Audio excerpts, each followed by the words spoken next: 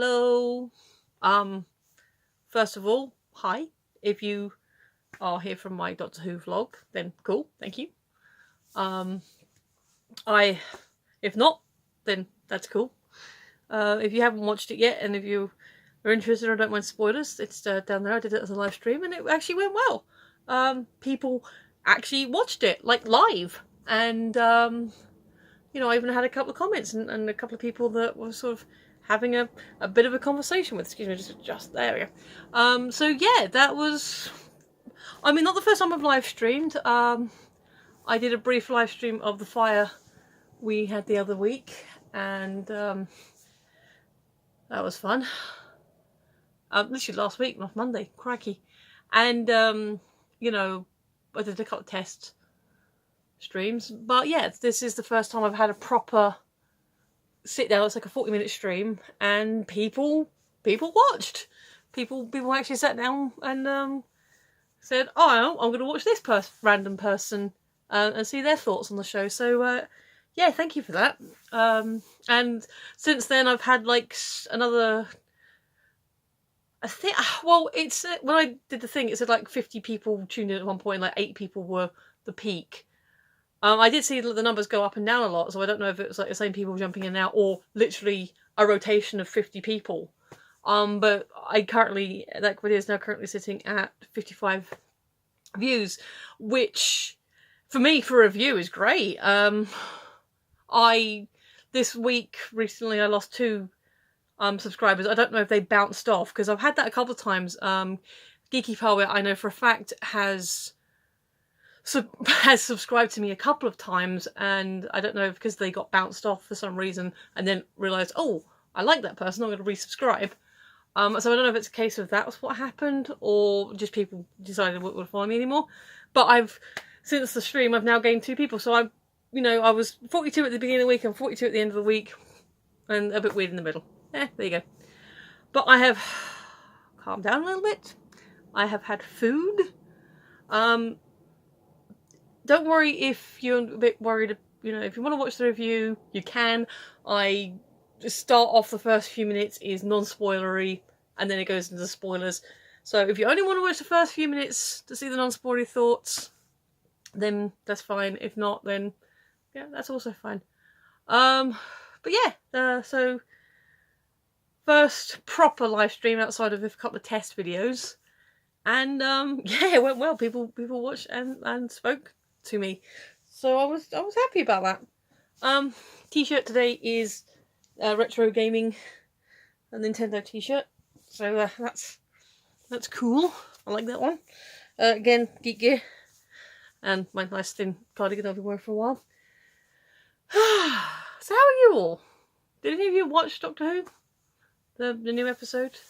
If you are going to say anything, then please restrict comments to yay or nay, rather than, you know, anything spoilery in this video.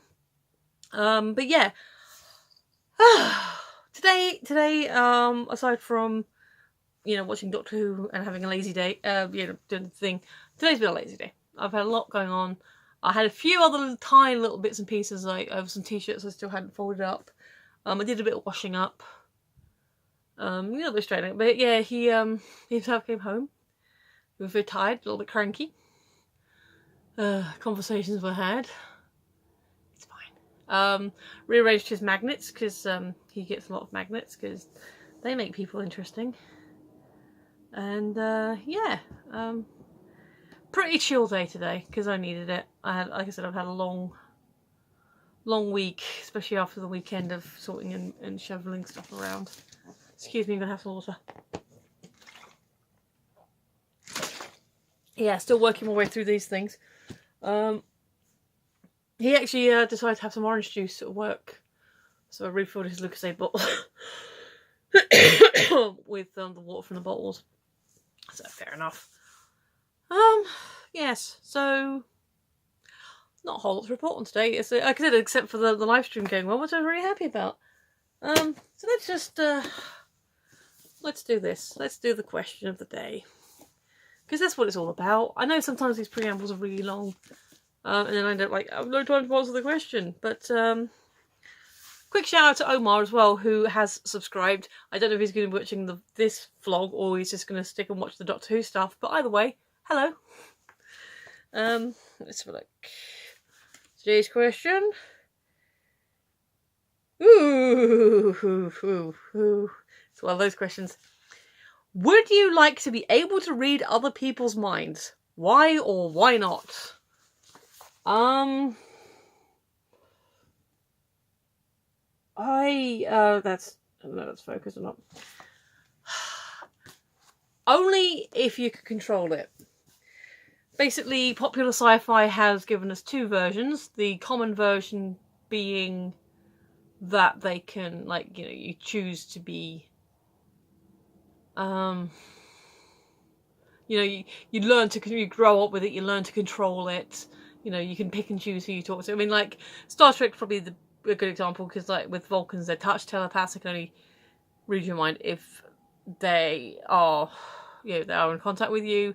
And then, like, there's the Beta Z and some other races as well, but the Beta Z basically can read your mind, but they have to choose to read your mind. And sometimes they can project their minds and their thoughts and minds into other people's, usually within the context of an intimate relationship. So if it was that kind of telepathy where you had absolute control of it, maybe. The other example I've seen, which is probably the more realistic one, especially if it's a talent that's thrust onto you later in life, is Buffy did an episode. I can't remember the name of it. I remember it was the one where they got banned because there was, like, going to be a school shooting. God, it was so innocent back then. They thought that Jonathan was going to take out the school, and it wasn't. It was just going to take out himself, but he still had a high-powered rifle to do it with. That was a bit weird. But yeah, it was one of the earlier seasons because it was still in high school. And Buffy kills a demon. She gets an essence, because I think she gets blood or whatever, and she gets, like, essence of the demon or something, like, aspect of the demon.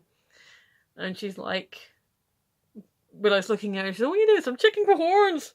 Actually, my favourite line in that was, like, you may get a part of the demon or something like that. Like, you will get a part of the demon or aspects of the demon that will become part of you. And Willow's just looking at her and going, was it a boy demon? It was like, ooh. So that made me laugh. But in that, Buffy and someone that Giles knew previously, or knew of previously, had both been infected by this demon, and its power was telepathy. And initially she's kind of having fun. She's reading her teacher's mind and cribbing all of her notes, and hearing, like, hearing things that she doesn't necessarily want to hear. Like, she hears about Giles suddenly becomes, like, really weird around her, and it's like, oh no, she doesn't hear it from Giles. She hears it from her mother about her mother and Giles having had sex, which she didn't want to hear. But initially it is kind of like she taps in and out, and there's, like, people she can listen to, and then it becomes the fact that she can't keep it out anymore. She can't not hear the thoughts, and basically kind of goes cray. And that's what was the story with the other person who got infected with the demon, was that he was in an institution. He has to be in, like, complete isolation. He went Fruit Loops because he can't keep out the all the other voices in his head. And I don't want that version.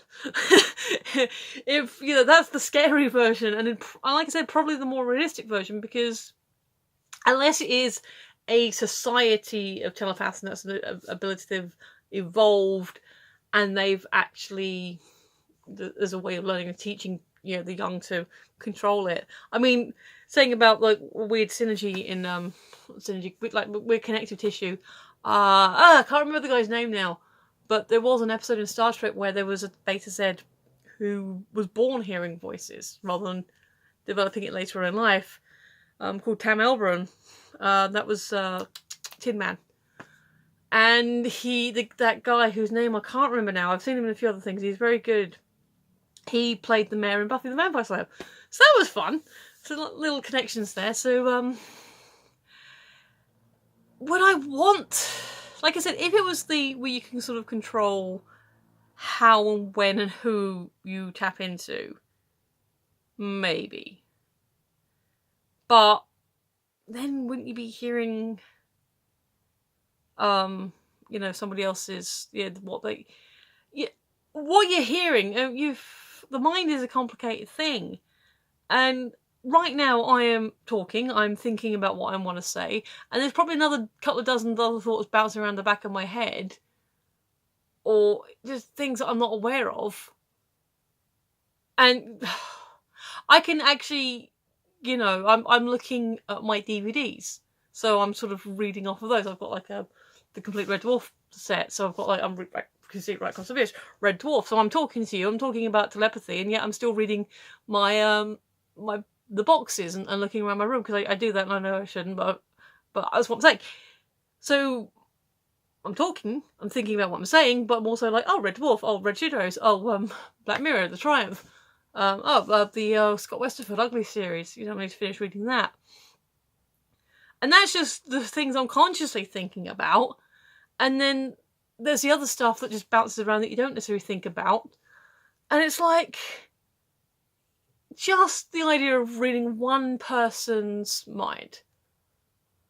And let's take something really close. Let's take a Tibetan monk or some other someone who meditates on the regular, who consciously tries to have clear and placid thoughts.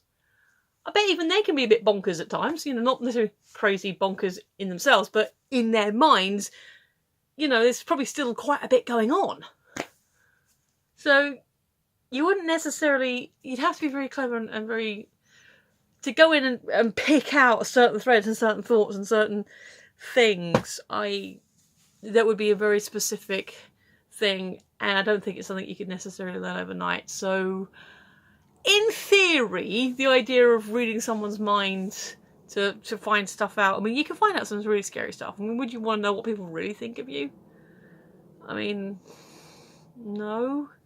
Although okay, say you want to use it for altruistic reasons. Say there's someone that you know, or you highly suspect of being a bad guy, and then you probe a little into their mind, and you hear their plan to rob a bank. How are you going to present that evidence? I mean, I suppose you could, type it all out, drop it in an envelope, put it in the local police station, and hope someone takes it seriously. But again, it's still like, how are you going to, okay, I know you're planning on robbing the bank. Well, how do you know that? Well, because I read your mind. Oh, right, so you're crazy. I think it would be a double-edged sword. And I think ultimately I would have to say, cool in theory, but probably not. Probably wouldn't actually want telepathy because of all the reasons. It'd be scary. But fun. Mostly scary and crazy and chaotic. And I'm definitely going to wrap up the waffle mode now. And my throat's starting to hurt again. So I will wrap things up here. I will say thank you for watching. If you have been, you're awesome. I appreciate you. And if any of my new subscribers or anyone who saw the Doctor Who was decided to check out anything else I'm doing, and you've watched this one, hi, thank you. Yeah, I'm going to sign off now because I'm rambling. So I've been Michelle, you've been listening, and I will see you tomorrow. Bye!